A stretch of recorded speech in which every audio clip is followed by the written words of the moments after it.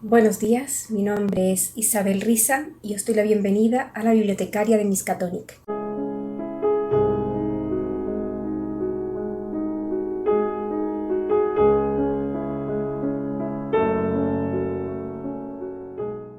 Buenos días, ratoncillos y ratoncillas. Gracias a los nuevos suscriptores, a los que siempre estáis aquí, a los que me dejáis los likes, los comentarios y hacéis la visualización completa del vídeo. Muchísimas gracias. La verdad es que cuando veo comentarios o veo que va subiendo las horas de visualización y tal, pues la verdad es que es un chute porque no caigo en el olvido, a pesar de todo. Bueno, pues nada, eso, que muchísimas gracias y nos vamos con la lectura que traigo hoy y con el autor, que es una de esas lecturas complicadas porque puede malentenderse perfectamente lo que quiero decir. Depende de quién lo quiera entender, depende de quién lo vea y su ideología. Entonces, una de esas lecturas que me da bastante reparo presentar, pero que tengo que hacerlo. Así que nos vamos con el autor que traigo hoy.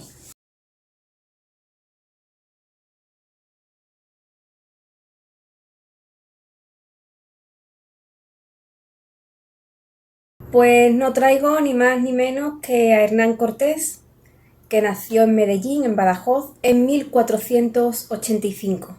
Nació en el seno de una familia hidalga de la baja nobleza y estudió en Salamanca. Se embarcó hacia el Nuevo Mundo.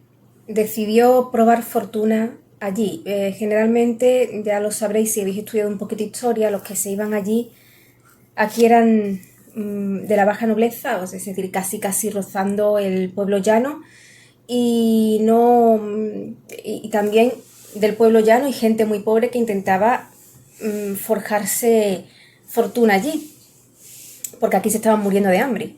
Es así de claro, de hecho enfrentaban todos los peligros por eso. Bueno, pues Hernán Cortés fue uno de estos que decidieron hacer las Américas, como no se decía por entonces así, pero se fue para allá para probar suerte. Y también supongo que sería por un interés, por un interés curioso, la curiosidad por saber, por conocer otros mundos, otros sitios, ¿no? Fue a Cuba, allí fue alcalde y entró en conflicto con su archienemigo Diego Velázquez, del que ya hablaremos luego. Usó dinero de su propio bolsillo para seguir entrando en América, en ese nuevo mundo que se había descubierto, que no se sabía que estaba. Y bueno, pues tuvo muchísima visión porque lo que hizo fue aliarse con las tribus indígenas que estaban subyugadas por las tribus más conocidas, más poderosas, como eran los aztecas.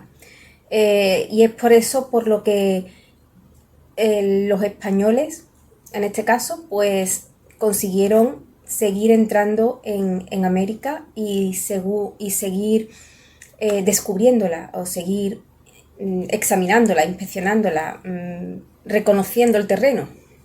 Que no sé cómo hablar para que nadie se sienta ofendido o mal. Esto es imposible. Es un tema que realmente a mí me cuesta muchísimo sacar en vídeo, hacer un tema de esto, porque es un tema que además yo solamente suelo hablar con amigos. Cortés no solamente tuvo problemas con los indígenas, sino que además también estuvo siempre encontrado y en guerra con Diego Velázquez, que intentó incluso hacerlo preso. Se le llegó a conceder el título de marqués del condado de Oaxaca y en 1541 regresó a España, donde falleció. La vida de Cortés es muy extensa, no me voy a extender más. Nos vamos con la obra que traigo hoy.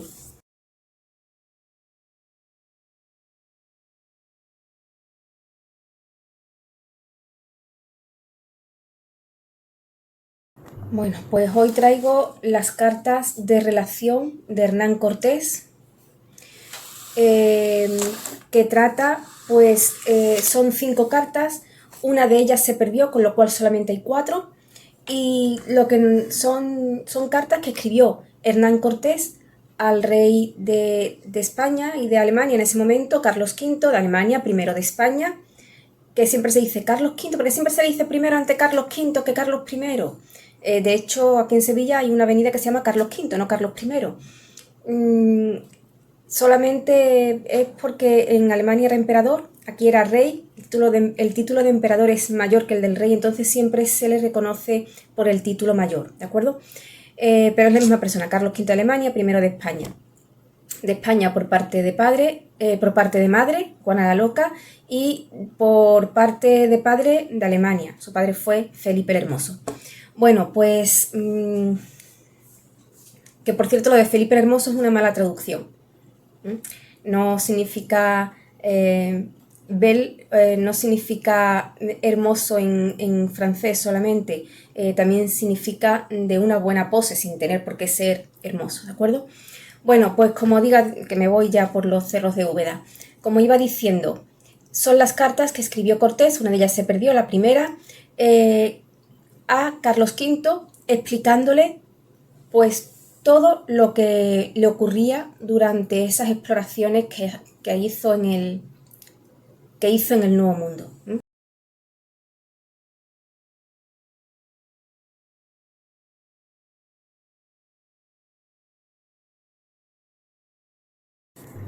A ver, aquí voy a aclarar una cosita. Hay cosas, hay lecturas a veces que yo digo no son para todo el mundo. Cuando yo digo que no son para todo el mundo, no significa que solamente lo pueden leer unos cuantos elegidos, entre ellas yo. No, no, ni muchísimo menos.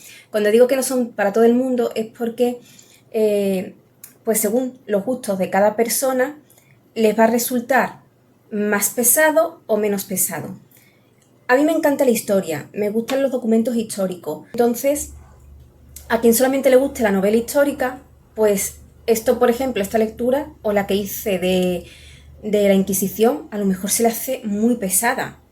Porque incluso a mí, gustándome los documentos históricos, lo que son libros históricos, no novela histórica, sino libros históricos, se me ha hecho muy pesada esta lectura, o a quien no le guste la historia, entonces esto no es para ello. Por eso cuando digo que esto no es para todo el mundo, no significa que solamente unos cuantos elegidos de los dioses pueden leerlo, no van por ahí los tiros. Bueno, se me ha hecho muy pesado porque son cartas que a veces ocupan las 100 y pico de páginas. Son cartas muy largas, hay que tener en cuenta que las cartas se mandaron no seguidas, sino con un año o año y medio de diferencia entre unas y otras. Entonces son muy densas también por la forma de expresarse, que es muy distinta a la que tenemos hoy en día, entonces la lectura se hace más lenta. Y después también porque hay algo que a mí no me gusta y que aquí es normal que salga, que son las guerras, es que las describe perfectamente. Entonces se me ha hecho pesadísimo, merece la pena leerlo si te gusta la historia, pero si no, esto es la muerte a pellizco. Muy curioso como muchas veces en las redes sociales pues hay gente bastante cruel que se ríe de la forma de expresarse de otra gente y que a veces también decimos, es que a mí no me gusta el doblaje latino.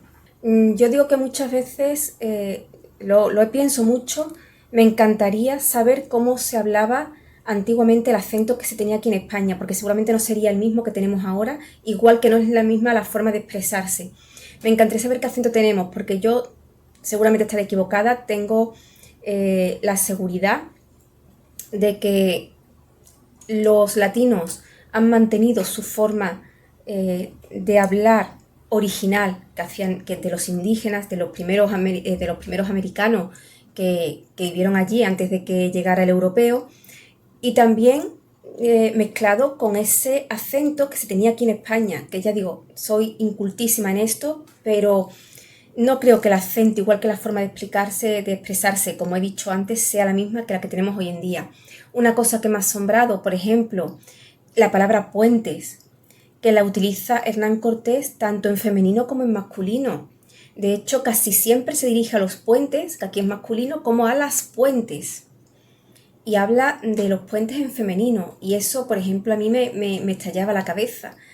Es algo súper curioso también cómo ha ido evolucionando el lenguaje desde el siglo XV y XVI a esta parte. Tampoco es un libro para aquellos que crean en la leyenda negra. A ver, es que si se va a abrir el libro con prejuicios, entonces mejor no abrirlo, porque no te vas a creer nada de lo que dice. No se puede obviar que aquí Hernán Cortés, primero demuestra que tenía una cultura impresionante a la hora de escribir, se escribe estupendamente, se ve que ha tenido unos estudios antes de salir, de embarcarse hacia América, y también se nota lo sibilino que es muchas veces. A mí Cortés, evidentemente no podía hacer otra cosa, pero Cortés me recuerda al chivatillo de clase, ¿no? Cuando le hacen algo, pues se va a quejar al profesor. Pues esto es igual, pero claro, es que allí tenía las manos atadas con Diego Velázquez. Entonces, la única forma que tenía de defenderse de Diego Velázquez era escribiéndole al rey todo lo que le ocurría con él. Entonces, en ese aspecto, a mí me hizo gracia porque era un poco chivatillo. Pero ya digo, no había otra forma de defenderse y no es que le fueran a pegar un bofetón o le pusieran la zancadilla, en el sentido más literal. Es que estamos hablando de prisión y estamos hablando incluso de que si llegan a echarle el guante, posiblemente se enfrentaría incluso a una pena de muerte. Entonces tenía que defenderse de alguna forma. Y lo consiguió. Esas cartas eran leídas por Carlos V y de hecho consiguió que lo dejaran tranquilo. Después, ¿por qué digo que no se puede abrir este libro con prejuicios? A ver, para que veáis lo distinto que era la forma de pensar de antes, de vivir de antes, de la que tenemos hoy en día. Hoy en día, si se hace algo malo contra una región, contra una cultura, contra una etnia, generalmente esa acción intenta ocultarse o intenta justificarse de alguna forma. Cortés no tiene ningún reparo en explicar todo lo que hizo. Evidentemente también explicó por qué pasó. De alguna forma sí lo justifica, pero no tiene prejuicios ni reparos en decir, pues entramos en guerra y murieron tantos indígenas, se me mataron tantos soldados y no tienen ninguna vergüenza en decirlo. No tienen vergüenza tampoco en decir, pues le pegué fuego a tantas ciudades. No tiene vergüenza en decir, pues sitiamos una ciudad y se estaban muriendo de hambre y de hecho estaban en las últimas. Le ofrecimos muchas veces la paz, la rendición sin tomar represalias. No la quisieron. Entonces, si no tienen vergüenza o reparos en decir todo lo que hicieron y lo creemos, hay también que creer las cosas buenas que sí cuentan. ¿Que está maquillado? Puede que esté maquillado, evidentemente. No digo que no, si se cometieron barbaridades, pero Cortés en sus cartas también denuncia ante el rey los tratos injustos que muchos de sus compatriotas le dan a los nativos. Eso también aparece en las cartas, también lo denuncia. Entonces, si no se va a creer nada, si se va a abrir este libro con prejuicios y no se va a creer en las cosas buenas que dice Cortés, tampoco se puede creer en las cosas malas que dice. Y si se cree en las cosas malas, se tiene que creer también en las cosas buenas. Lo que sí quiero decir, lo que sí me asombra, y esto pasa mucho en todos los aspectos de la vida y en todas las culturas, es que hay unos que se llevan la fama y otros que cargan la lana. ¿Esto qué significa? Pues que hay gente, por lo que sea, que resuena más, que tiene más enemigos y le levantan muchas falacias, que se llevan toda la mala fama. Y hay otros muchos peores que apenas se nombran. Por ejemplo, Cortés, sabemos, junto con Colón, que es un nombre sobre el que se escupe muchas veces. Hay gente mucho peor. Por ejemplo, Lope de Aguirre. Lope de Aguirre fue fue un asesino. López de Aguirre fue, vamos, era un psicópata, pero con todo el mundo. No tenía remordimientos y no tenía reparos en llegar pisando a quien fuera. Cortés, pues no digo que fuera justo ni que fuera un ángel, pero tampoco era el demonio que nos pintan, ¿eh?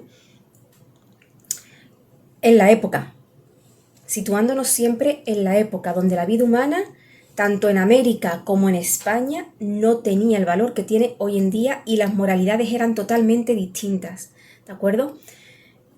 Pasa lo mismo con Torquemada. Torquemada también es que le acompaña mucho el apellido y de hecho me lo dice mucho Torquemada, pues me lo dicen mucho los extranjeros, los estadounidenses, porque Torquemada, quemada, es que lo decía, claro, lo dice el apellido, Torquemada, que quema a la gente, ¿no? No tiene nada que ver. Torquemada fue un inquisidor, la Inquisición siempre fue mala, pero hubo gente mucho peor que Torquemada. El sucesor, Diego Deza, que lo tenemos enterrado en la Catedral de Sevilla, ese fue mucho peor que Torquemada. Y ya era el amiguete de Deza, que era otro inquisidor, que se llamaba Diego Rodríguez de Lucero. Ese era tan horroroso que se le conocía como el tenebroso o el inspirado por Lucifer.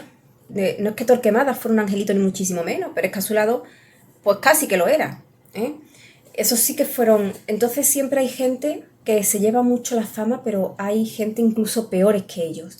Se llega a un sitio donde no se hay...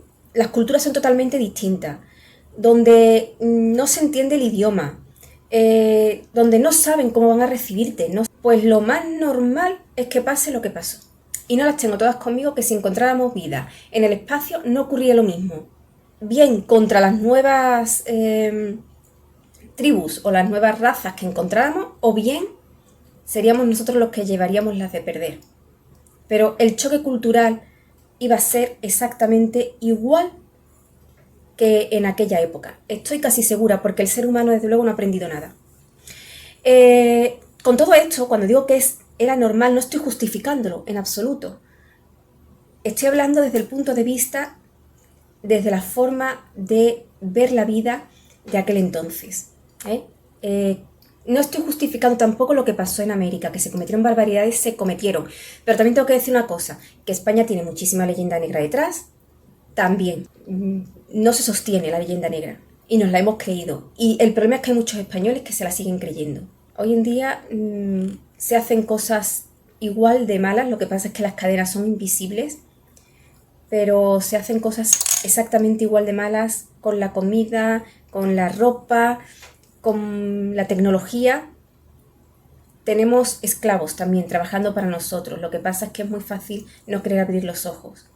Si queréis investigar un poquito, investigad sobre el coltan, ya he hablado algunas veces de él, los minerales de sangre, igual que hay piedras preciosas de sangre,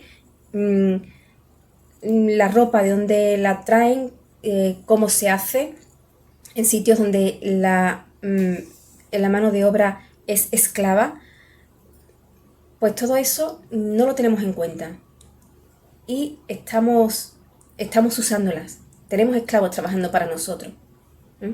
Entonces creo que para juzgar el pasado primero habría que juzgar el presente y ver qué es lo que estamos haciendo. No se puede hablar de genocidio y hay que saber separar la leyenda negra de la realidad. También tengo que decir una cosa. Aquí en España, cuando se empieza a expulsar a los musulmanes y a los judíos, se intenta que cambien de religión. Los que no quieran irse tienen que volverse cristianos y tienen que volverse buenos cristianos. De hecho, de ahí nace la Inquisición nueva, la que implantan los reyes católicos. Era para ver quién era buenos cristianos, para que nadie judaizara. Cuando digo judaizar, es el converso que se convierte al cristianismo, es un falso converso y en su vida privada judaiza, enseña la religión judía. Para esto se crea la Inquisición contra los cristianos, los nuevos cristianos y los antiguos cristianos también. ¿Qué ocurre? Aquí en España no se tiene en cuenta una cosa, y es que cuando se implanta una religión, cuando se intenta imponer una religión, lo estamos imponiendo sobre personas que durante siglos han seguido su propia religión, que no han tenido nada que ver con la religión cristiana ni se han interesado mucho por ella más allá de lo más básico, ¿de acuerdo? Entonces son personas que tienen que aprender a olvidar, tienen que cambiar su forma de vida, tienen que aprender a comer de nuevo. Estoy hablando del cerdo y de otros animales que los judíos y los musulmanes consideran impuros. Y para ser buen cristiano tú tenías que demostrarlo, tenías que comer cerdo. Eso es cambiar tu forma de vida, tu vida normal como la has llevado, ¿de acuerdo? Tienes que aprender los ritos. Tú puedes saber los ritos más básicos, pero tú tienes que meterte dentro de esos ritos. Y los ritos los llevan, son durante toda tu vida. Tienes que saber las festividades, todo. Yo soy cristiana, se supone que católica, se supone que cristiana católica, porque nadie me preguntó cuando nací si me quería bautizar o no, a mí directamente me echaron el agua por encima. Yo no tengo ni idea de las festividades. Si no me acuerdo ni del cumpleaños de mis conocidos y amigos, me voy a acordar de una festividad religiosa. Y lo he... voy a decir una cosa. Y he nacido dentro de esa cultura. Pues imaginaros a alguien que no la sigue. Es como si vienen aquí y ahora intentan que sigamos el Corán, el Islam. Sabemos, hablamos del Ramadán, que es lo que sabemos, el rezo que se hace mirando hacia la Meca, pero ¿dónde está la Meca? Porque a mí me dicen ¿dónde está la Meca? Y yo no sé decirlo. Y otras cosas de la cultura islámica. Entonces, pretender y dejar de comer cerdo, por ejemplo, entre otras cosas que seguramente no podrán comer. Entonces, tener que aprender todo eso no se lleva un día o dos, todo eso se lleva durante una vida o incluso hasta varias generaciones después. No se aprende todos los intríngulis de esa nueva cultura. Pues si eso se hacía aquí en España, imaginaros lo que se hacía en América. Se hizo exactamente lo mismo. Llegan allí, imaginaros que sois de allí, llegan allí unos tíos que no conocéis de nada, que no sabéis qué intenciones traen, y aunque entren de buenas, en principio lo que hacen es tirarte tus ídolos, tus dioses, a los que temes, y les imponen de repente una religión, les ponen allí una imagen de una mujer, de una virgen, y no les explican nada más. Cortés pide que le manden curas, frailes, para que les expliquen, pero aún así el choque es brutal, no es gradual, es todo escalonado y a pasos agigantados y deprisa. ¿Las cosas no se hicieron bien? No se hicieron bien, pero tampoco había mucha psicología en aquella época. Nadie se iba a poner a pensar que el choque cultural que había y lo que podía significar en la psique de las personas. Es que no se tenía en cuenta nada de eso. Entonces es absurdo, vuelvo a repetirlo, por lo menos yo lo encuentro absurdo, juzgar el pasado con nuestras normas morales y todos los adelantos más humanos que tenemos hoy en día. Porque es que en aquella época no los había. Y después también, bueno, a ver, nos encantan las leyendas nórdicas, Odín, vikingos, pues esto es lo mismo.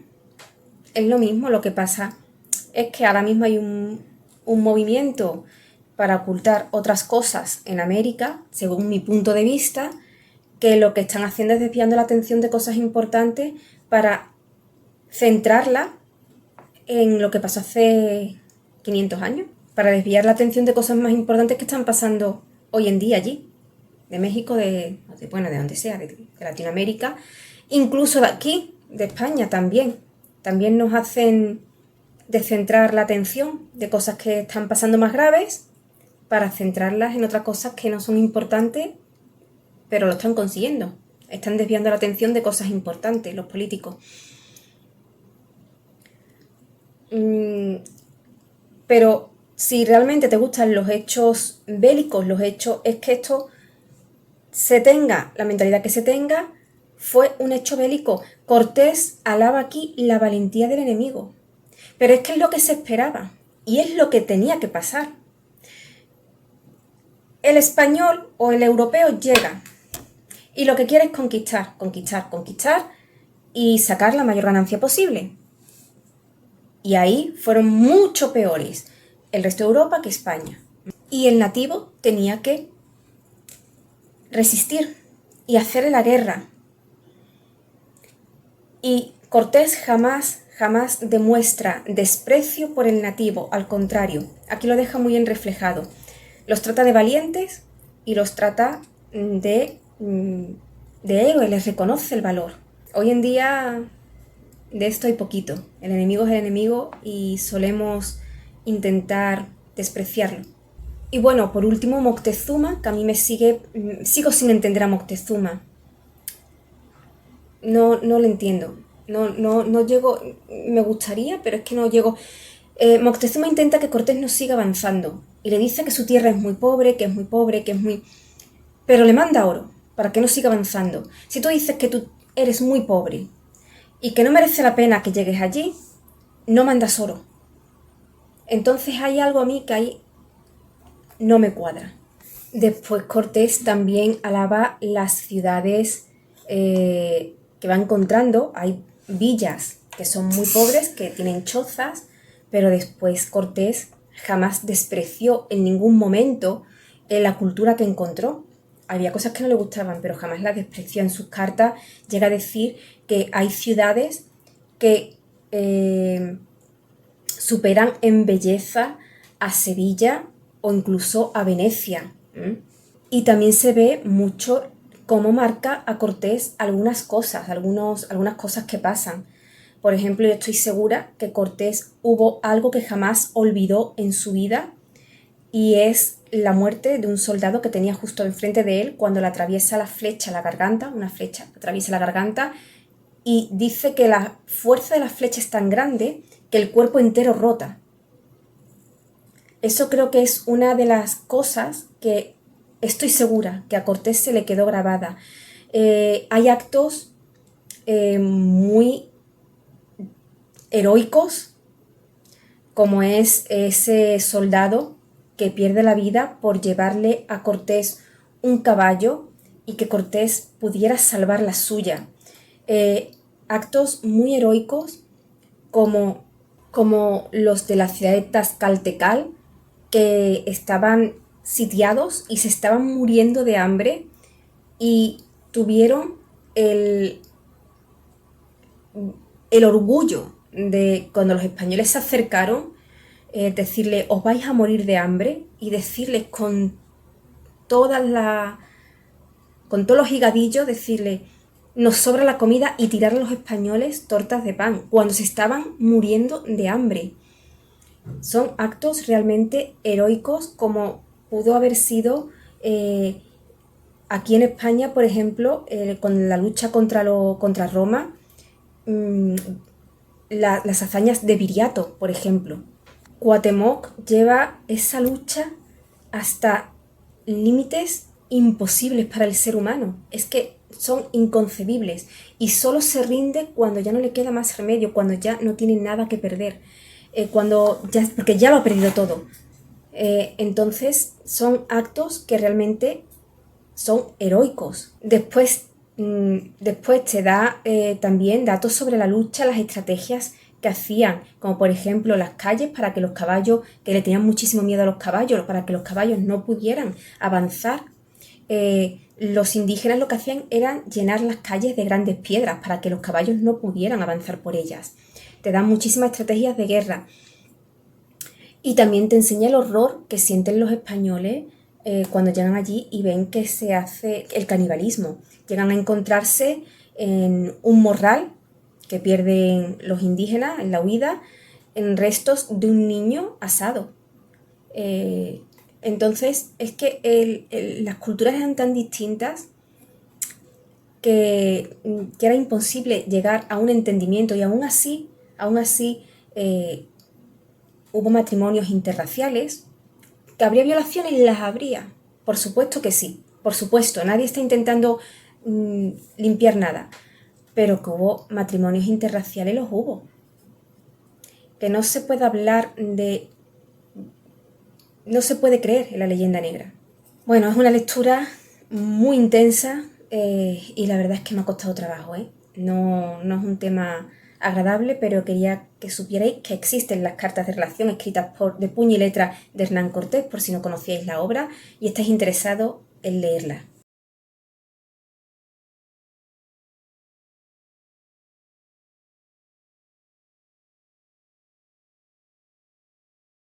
He dicho que la primera carta se perdió. De hecho, las cartas como tal empiezan en la segunda carta, pero aquí hay un preámbulo. Y es que la primera carta se terminó por recuperar en 1519, se publica en 1842. Entonces, la primera carta está metida en el preámbulo. No se hace referencia, al menos en esta edición, a ella como primera carta. Una curiosidad, pues que todavía la cartografía no estaba muy avanzada en las expediciones a América, entonces Cortés pensaba que Yucatán era una isla. También a veces hay que parar la lectura para ver a qué se está refiriendo, porque, como digo, la cartografía todavía no se tenía completa de América. Otra impresión que a mí me ha dado, y que, porque lo deja aquí reflejado, es que Cortés evidentemente estaba interesado en el oro, pero Cortés estaba más interesado en el descubrimiento de nuevos territorios, en seguir avanzando, que en el oro en sí. De hecho, casi todo lo que mandaba, lo mandaba a España, al rey, con los quintos. Ratoncillo, esta es mi lectura. No soy historiadora, yo solamente soy lectora, lo he dicho muchas veces. A mí me ha gustado, creo que es hora de ver las cosas en perspectiva. No creo que todo el mundo esté de acuerdo conmigo en esto, pero creo que se debería hacer así y se debería ver, según mi opinión, cuáles son nuestros problemas a día de hoy. Porque a día de hoy los problemas que tenemos no vienen de hace 3 siglos, 4 siglos. Los problemas que tenemos hoy en día vienen de nuestros propios gobiernos, de las concesiones que hacen de tierra y de otros recursos naturales, y también de lo que, por ejemplo, voy a hablar ahora de España, de lo que nos impone la Unión Europea. Porque la Unión Europea nos impone muchas cosas que tenemos que cumplir y que muchas veces va en nuestro detrimento. No somos libres para hacer con nuestros recursos lo que queramos. Viene todo muy programado desde Europa. Así que nada, ratoncillo, espero que os haya gustado este vídeo. Si os ha gustado el vídeo, pues un like, por favor, suscribíos, que es gratuito. Nada, nos vemos aquí el lunes.